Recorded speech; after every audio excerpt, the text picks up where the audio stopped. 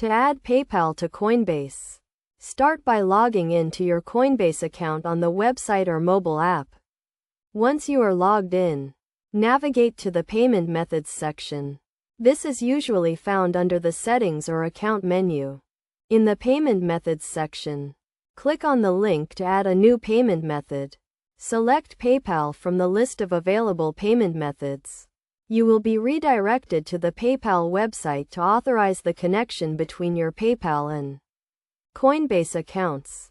On the PayPal website, log into your account and review the authorization request. Make sure you understand the terms and conditions of the connection, including any fees associated with using PayPal on Coinbase.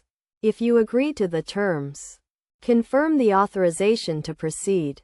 After authorizing the connection, you will be redirected back to the Coinbase website or app. Your PayPal account should now be listed as a payment method. To confirm the connection, you may need to verify your PayPal account by providing additional information or confirming a test transaction. Once your PayPal account is connected, you can use it to buy and sell cryptocurrencies on Coinbase. Keep in mind that using PayPal on Coinbase may be subject to certain limits and fees.